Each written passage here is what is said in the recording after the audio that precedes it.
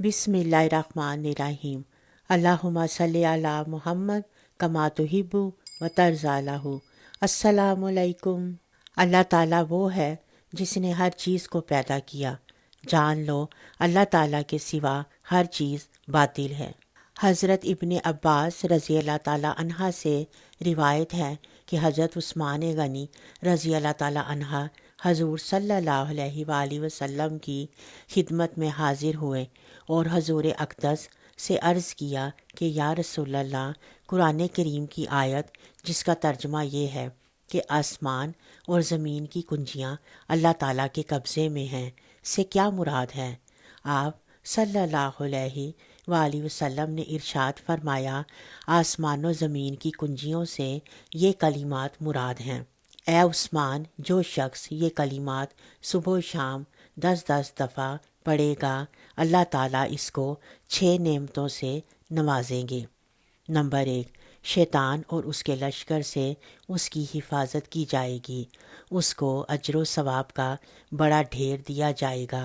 हुरैन से इसका निकाह किया जाएगा। उसके गुनाह मुआफ़ कर दिए जाएंगे। वो जन्नत में हज़रत इब्राहीम अलैहिस्सलाम के साथ होगा।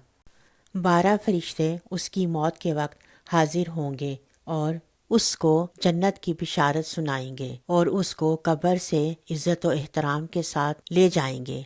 अगर वो क़यामत की हौलनाक हालात से घबराएगा तो फरिश्ते उसको तसल्ली देंगे और कहेंगे, घबराओ नहीं, तुम क़यामत की हौलनाकियों से अमन में रहने वालों में से हो।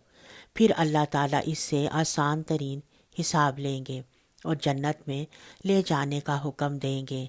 चुनाचे फरिश्ते उसको मैदान हशर से जन्नत की तरफ इस तरह इज़्ज़त व एहतराम से पहुँचाएंगे जैसे दुल्हन को ले जाया जाता है, और अल्लाह ताला के हुक्म से फरिश्ते इसको जन्नत में दाखिल कर देंगे, जबकि दूसरे लोग हिसाब व किताब की शिद्दत में मुब्तला होंगे। अल्लाह ताला से दुआ है कि वो हमें और आप सब सुनने वालों को अपनी सच्ची इबादत करने की तौफीक अता फरमा दे। आमीन। अपना और अपने गिरदोनवा का बहुत ख्याल रखें।